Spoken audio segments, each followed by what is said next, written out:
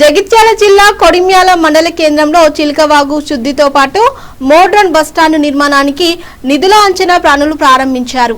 నూతన సర్పంచ్ గడ్డం జీవన్ రెడ్డి, ఉప సర్పంచ్ల ఫోరం మండల అధ్యక్షులు గుర్రం నరసయ్య గౌడ్ కలిసి జేసీపీ సహాయంతో చిలకవాగులో పేరుకుపోయిన చెత్త చెదారాన్ని తొలగించారు.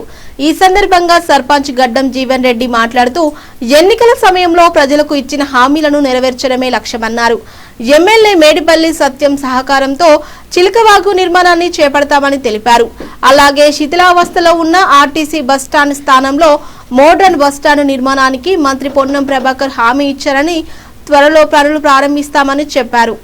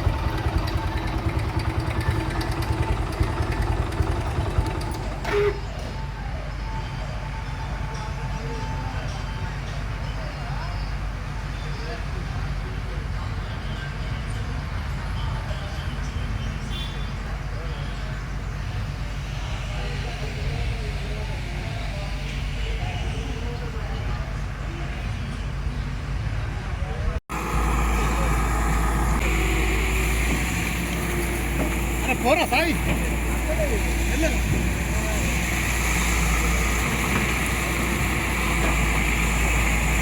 అరే ఆయన ఆడదాకా తెలియస్తే కొడిమ్యాల ప్రజలు చాలా రోజులుగా ఎదుర్కొంటున్న సమస్య చిలకవాగు ప్రక్షాళన కావాలని చెప్పి ఇక్కడ ప్రజలు కోరుకుంటున్నారు. అందులో భాగంగా గత ఎన్నికల్లో మేము హామీ ఇవ్వడం జరిగింది. మేము గెలిస్తే చిలకవాగు ప్రక్షాళన చేస్తామని చెప్పి. మేము గెలిచిన వెంటనే మొదటి అసెంబ్లీ సమావేశంలో గౌరవ ఎమ్మెల్యే గారి దృష్టికి తీసుకెళ్ళగా వారు కూడా ప్రభుత్వాన్ని నిధులు కోరడం జరిగింది. దానిలో భాగంగా నేను ఒకసారి గత 3-4 సంవత్సరాల నుంచి పూర్తి స్థాయిలో ఇది సమస్య తీవ్రతంగా ఉంది. అంత చెట్లతోటి అంత మురుగునీటితోటి నిండిపోయింది కాబట్టి ఒకసారి దీన్ని క్లీన్ చేయించి ఎస్టిమేషన్ చేయించాలనే ఉద్దేశంతో దీన్ని క్లీన్ చేయించడం జరుగుతుంది.